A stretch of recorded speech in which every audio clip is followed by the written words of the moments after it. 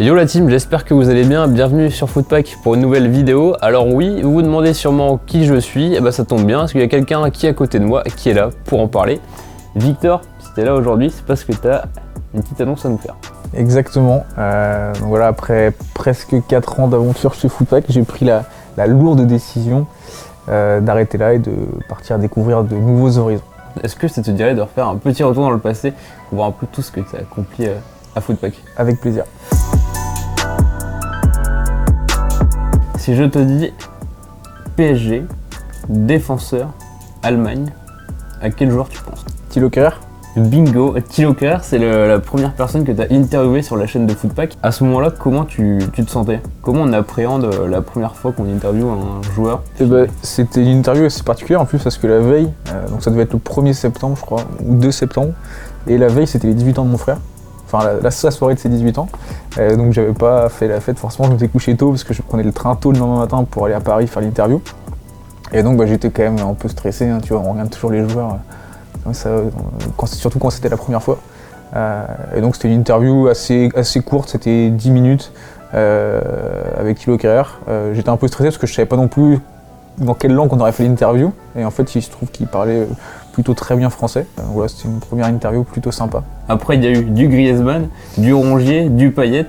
Et quel joueur t'a le plus impressionné pendant ton passage à Footpack?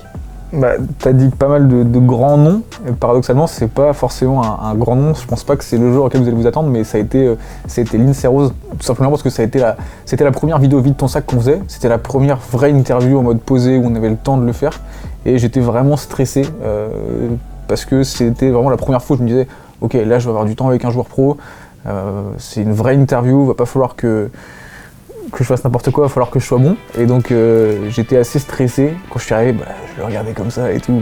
Je me dis ouais c'est un joueur de foot, c'est pas quelqu'un de normal, c'est une star quoi. Et puis l'interview c'est super bien passé. Et après, petit à petit, on passe ce cap-là de se dire que les joueurs de foot sont pas des gens normaux. Et une fois qu'on a capté, qu'on a compris que c'est des gens comme toi, comme moi, on a plus forcément ce petit stress. Et on y va naturellement comme si on allait parler à quelqu'un de normal entre guillemets. On a la série Vide ton sac, dans laquelle on voit un peu les rituels des footballeurs. Est-ce que toi, tu avais un rituel avant chaque tournage?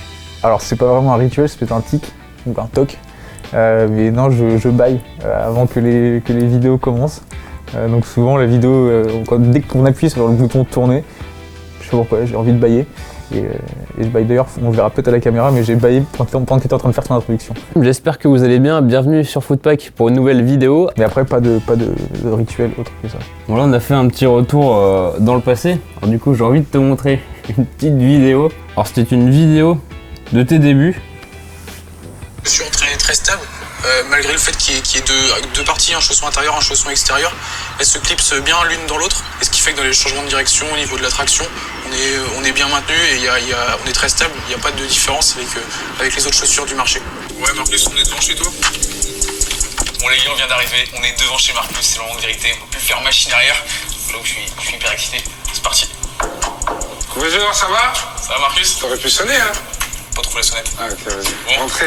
La paire? Allez là. Enfin. Ah, j'ai hâte.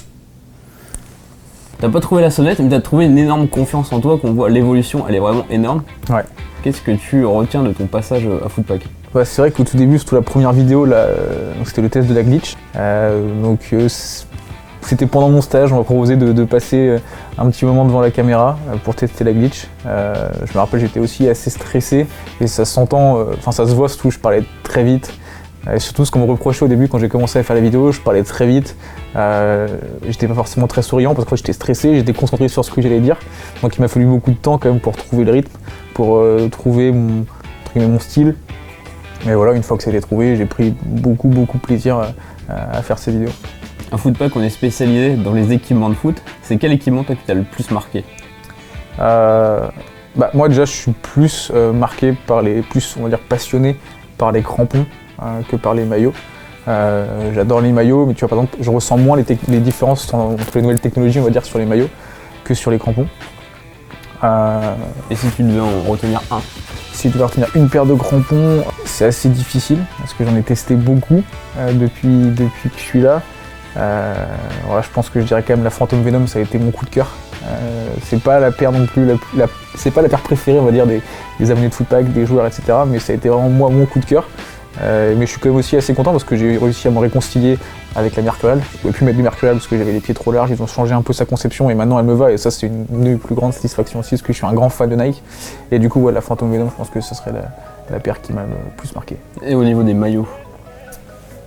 Au niveau des maillots, comme je te disais, je suis moins passionné on va dire, par les maillots.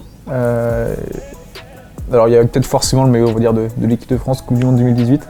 Il a été dévoilé juste avant que j'arrive chez Footpack. Et c'est comme avec ce maillot-là qu'on a gagné la Coupe du Monde. Et là, sinon, si je dois t'en dire un vraiment qui m'a marqué, c'est pas vraiment un maillot, mais c'est plutôt une collaboration. C'est la collaboration de Jordan PSG. Quand je pense maillot, c'est vraiment le truc qui m'a le plus marqué de mon passage chez Footpack. C'est vraiment été le gros truc en termes de maillot. Si tu devais retenir une vidéo, ça serait laquelle? Il y en a eu tellement que c'est pas facile. Je vais dire que j'ai 2 vidéos vraiment qui m'ont marqué. Il y a eu le Tour de France, qui a été une expérience incroyable. Pendant 3 jours, sillonner les routes de France pour récupérer les maillots dans les 20 clubs de Ligue 1. On a été accueillis dans les 20 clubs de Ligue 1, sauf à Nice, mais c'était contre leur volonté, entre guillemets. Ils n'étaient pas à Nice et leur maillot n'était pas encore sorti. Ça, c'était vraiment une superbe expérience. Et après, il y a eu le projet Marcus Thuram. Je suis un grand fan de sneakers également. Et franchement, cette vidéo avec lui, le fait de créer une paire spéciale, d'aller chez lui pour la lui livrer, d'avoir eu entre guillemets une vraie relation avec lui comparé à ce qu'on a pu avoir avec d'autres joueurs. D'habitude, on arrive, on les rencontre, on part et on n'a plus de contact. Là, on a discuté avec lui pendant plus de 3 mois. Et donc voilà, on a eu vraiment cette paire. Ça a été, je pense que ça restera mon meilleur souvenir chez Footpack. Je vais la prendre. Et au-delà d'une seule vidéo, il y a une autre série que j'ai quand même pris beaucoup de plaisir à développer et à tourner. Ça a été la série Maillot de match, pardon. Là pour le coup qui parle de maillot plus que vite ton sac où on parle de crampons, mais la série Maillot de match c'était vraiment un moment privilégié, un moment particulier avec des joueurs, se rappeler les souvenirs de leur carrière, voir les maillots portés, etc. Ça a été vraiment un moment fort aussi de mon passage. Justement, on parle de maillots. Toi à Footpack, tu avais un rituel pour ranger les maillots. Est-ce que tu peux nous dire comment on range parfaitement les tenues de foot? Ouais. Je vous l'ai dit tout à l'heure, j'ai eu 1 ou 2 tocs avant les vidéos. Là, c'est vraiment un gros toc de rangement. Alors d'abord, je les range par pays par ordre alphabétique. Donc on va commencer par l'Allemagne. On va mettre les clubs allemands. Puis ensuite, on mettra les clubs anglais, etc., etc. À l'intérieur, ils vont être rangés par marque.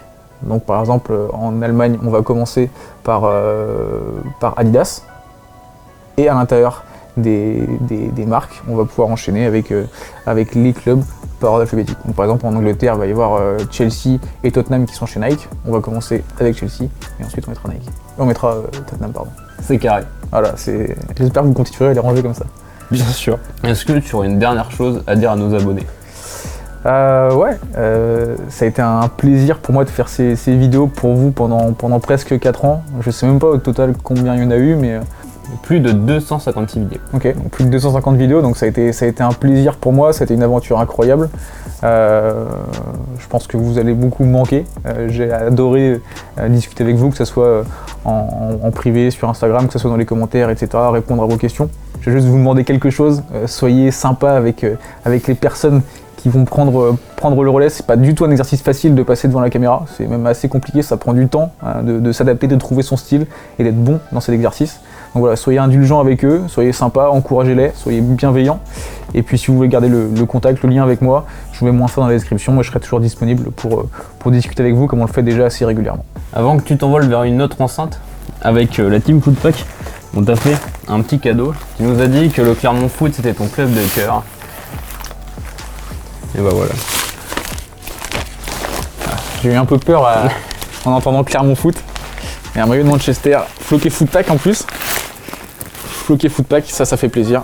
Je pense que je pourrais le mettre assez fréquemment. J'ai un peu de temps pour faire du sport et tout, donc je le mettrai avec plaisir. Et puis bah voilà, ça continue, ça complète ma collection de maillots de Manchester. Donc vraiment très sympa, merci à vous. Merci. Combien de pièces de Manchester? En fait, j'essaie d'avoir tous les maillots de domicile depuis que je suis né. Donc depuis 1997, et je dois avoir 10-12 maillots déjà. Donc on n'est pas trop mal, sachant qu'au début les maillots étaient utilisés plusieurs saisons. Donc voilà, on n'est pas trop mal pour l'instant. Nickel, en espérant que ça grandisse. En espérant que ça grandisse, et peut-être un jour une vidéo la collecte. Oui, la collecte chez moi. Carrément. Ouais, Victor, je te laisse faire la dernière conclusion. Avec plaisir. Voilà, on arrive déjà à la fin de cette vidéo, j'espère que celle-ci vous a plu. Comme d'habitude, n'hésitez pas à réagir dans les commentaires, mettre un petit pouce bleu, vous abonner si ce n'est pas déjà fait, et surtout continuez de suivre Footpack, ça ne s'arrête pas et ça reste la référence en ce qui concerne les équipements de foot. Salut!